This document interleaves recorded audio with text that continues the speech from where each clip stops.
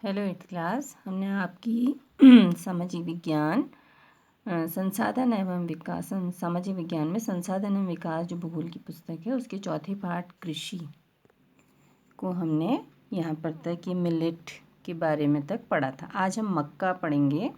तो मक्के की कृषि हो रही। देखिए, इसके लिए मध्यम तापमान यानी बीच का तापमान, वर्षा और अधिक धूप की आवश्यकता होती है। इसे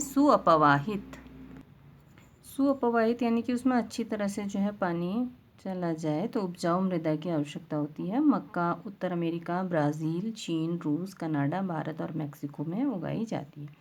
तो कुछ ये बताया गया। देखिए, क्या आप जानते हैं मक्का को कॉर्न के नाम से भी जाना जाता है। विश्व में इसकी विभिन्न रंग बिरंगी प्रजातियाँ पाई जाती हैं। और फिर है कपास। कपास तो सभी जानते हैं, रुई का प्रयोग करते हैं। कपास की कृषि हो रही है यहाँ पर। तो इसकी वृद्धि के लिए उच्च तापमान, बहुत ऊंचा तापमान, हल्की वर्षा, 200 से 210 पाला रहित दिन जिसमें पाला न पड़े, और तेज़ चमकीली धूप की आवश्यकता होती है। काली और जलोढ़ मृदा में सर्वोत्तम उगती है, जो काली मिट्टी होती है। चीन, संयुक्त राज्य अमेरिका, भारत, पाकिस्तान, ब्राज़ील और मिस्र कपास के अग्रणी उत्पादक हैं, मतलब उत्पादन में आगे हैं। यह सूती वस्त्र उद्योग के लिए एक महत्वपूर्ण कच्चा माल, यानी कि इसी से जो है सूती कपड़े बनाए जाते हैं। फिर है आपका पटसन। इसको सुनहरा रेशा के रूप में भी जाना जाता है। यह जलोढ़ मृदा में अच्छे ढंग से विकसित होता है और इसे उच्च तापमान, भारी वर्षा और आर्द्र नम जलवायु की आवश्यकता होती है। यह फसल उष्णकटिबंधीय क्षेत्रों में उगाई जाती है। भारत और बांग्लादेश पटसन के अग्रणी उत्पादक हैं। फिर है कॉफ़ी। कॉफ़ी सब जानते हैं, इसको पीते हैं। तो इसके लिए गर्म एवं आर्द्र जलवायु, नमी वाली और सुअपवाहित दोमट मृदा की आवश्यकता होती है।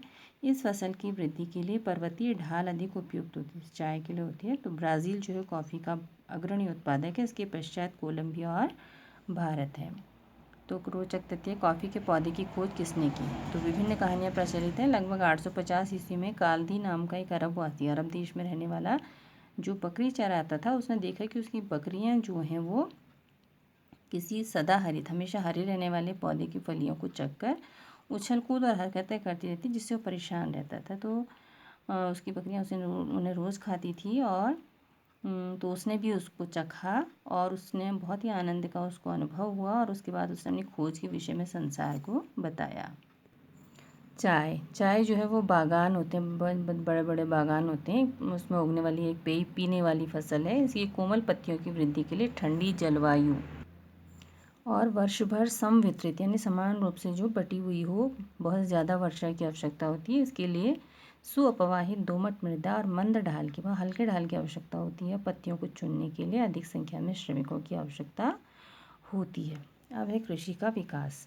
तो कृषि का विकास जो है वो, उसका संबंध बढ़ती जनसंख्या की बढ़ती मांग को पूरा करने के लिए किए जाने वाले प्रयासों से है। यह कई तरीकों से प्राप्त किया जा सकता है, जैसे बोए गए क्षेत्र में विस्तार करके, बोई जाने वाली फसलों की संख्या बढ़ाकर, सिंचाई सुविधाओं में सुधार करके, उर्वरक और उच्च उपज देने वाले बीजों के प्रयोग द्वारा।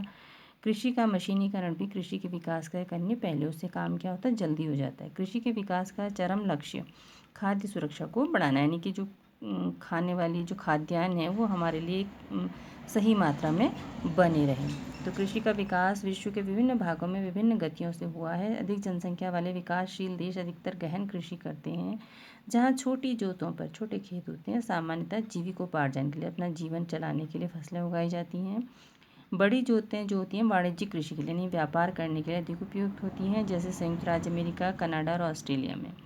तो दो फार्म जो मतलब खेत होते हैं बहुत बड़े बड़े, उनको उसका अध्ययन और अंतर किया है भारत और दूसरा संयुक्त राज्य अमेरिका में। तो इनकी अध्ययन करेंगे और उससे पता चलेगा कि विकासशील भारत क्या है, विकासशील देश है, और अमेरिका क्या है, विकसित हो चुका है। तो उसकी कृषि के विषय में जानेंगे। अब जो ये है, क्या आप जानते हैं खाद्य सुरक्षा तभी बनी रहती है जब सभी व्यक्तियों को क्रियाशील और स्वस्थ जीवन जीने के लिए आहार की आवश्यकता और प्राथमिकता के आधार पर हर समय पर्याप्त, सुरक्षित और पौष्टिक खाद्य पदार्थ की सुविधा उपलब्ध हो।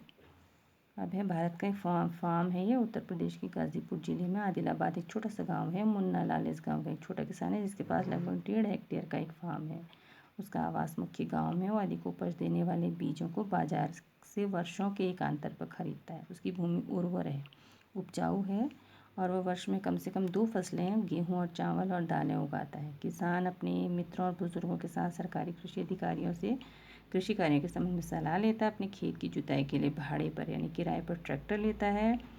यद्यपि उसके कुछ मित्र जो हैं अभी भी बैलों से खेतों को जोतने की परंपरागत विधि का प्रयोग करते हैं। पास के खेत में एक नलकूप है जिसे वो अपने खेत की सिंचाई के लिए किराए पर लेता है। मुन्नालाल के पास 2 भैंस और कुछ मुर्गियां हैं। निकट के शहर में स्थित सहकारी भंडार में दूध बेचता है। वह वहाँ का एक सदस्य है। सहकारी समिति उसके जानवरों के लिए चारे के प्रकार, पशुधन के स्वास्थ्य के सुरक्षात्मक उपायों और कृत्रिम गर्भाधान के संबंध में सलाह देती है। कृषि के विविध कार्यों में परिवार के सभी सदस्यों की सहायता करते हैं। कभी कभी वह बैंक या कृषि सहकारी समिति से बीजों की उच्च उपज वाली किस्मों और औजारों को खरीदने के लिए ऋण लेता है, कर्ज लेता है।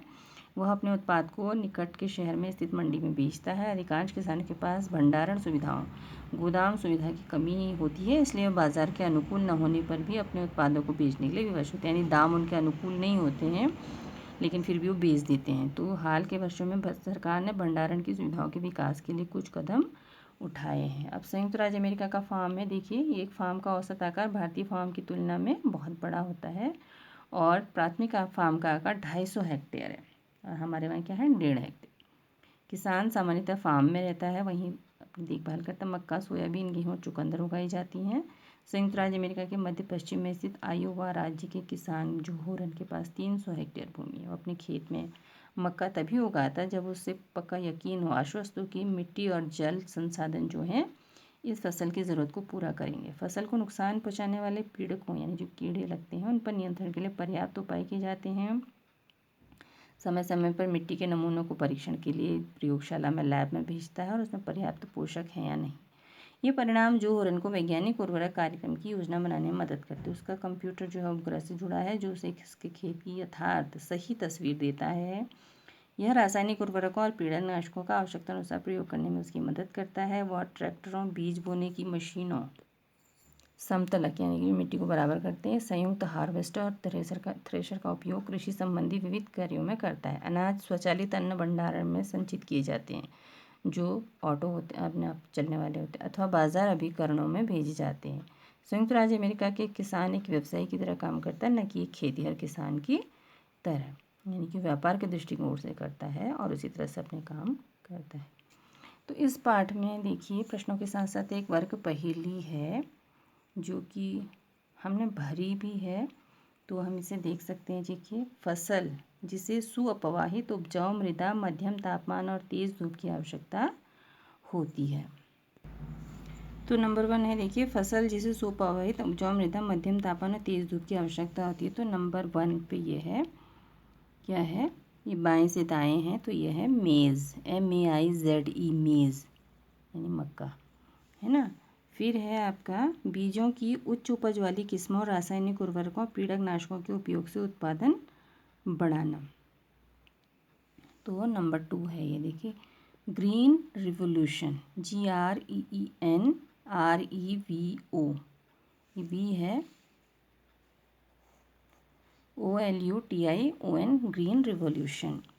फिर है नंबर 4 पे, इस फसल के प्रमुख उत्पादक संयुक्त राज्य अमेरिका, कनाडा, रूस और ऑस्ट्रेलिया हैं। तो नंबर 4 है ये WHEAT, वीट, गेहूँ। फिर है 10, पारिवारिक आवश्यकताओं को पूरा करने के लिए की जाने वाली कृषि का प्रकार। तो नंबर 10 है ये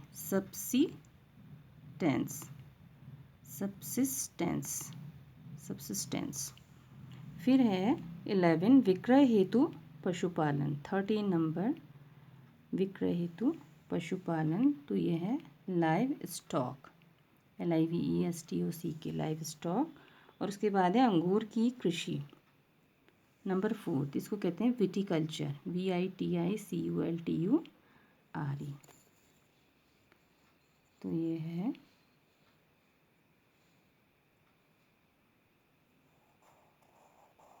TURE। तो ये हो गया बाएं से दाएं, अब है ऊपर से नीचे। मोटे अनाज भी कहलाते हैं। Number 1, millets, MILLETS, millets. फिर है 3, कृषि जिसमें कर्तन और दहन शामिल है, काटना और जलाना ना। तो नंबर 3 है, देखिए, SHIFTING, शिफ्टिंग। फिर है 5th फसलों फलों और सब्जियों को उगाना। नंबर 5 ये क्या है? Agriculture, AGRICULTURE।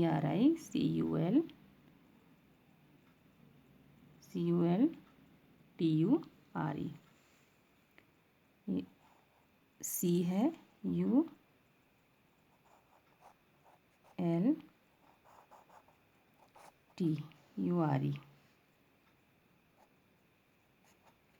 एग्रीकल्चर। फिर है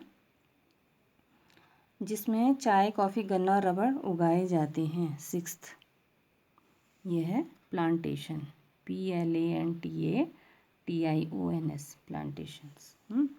फिर है विकास के लिए 210 पाला रहित दिनों की आवश्यकता होती है। नंबर 7 ये क्या है?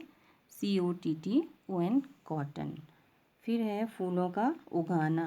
नंबर 8 ये है हॉर्टिकल्चर, HORTICULTURE, हॉर्टिकल्चर। सुनहरा रेशा भी कहलाता है। Number 9 jute, JUTE, jute.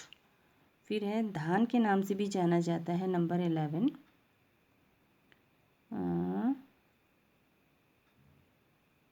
फिर है देखिए 12 क्रिया जो प्राकृतिक संसाधनों के निष्कर्षण से संबंधित है। नंबर 12 ये है प्राइमरी, PRIMARY, प्राइमरी। और नंबर 11 जो है धान के नाम से भी जाना जाता है, तो ये है RICE। ठीक है।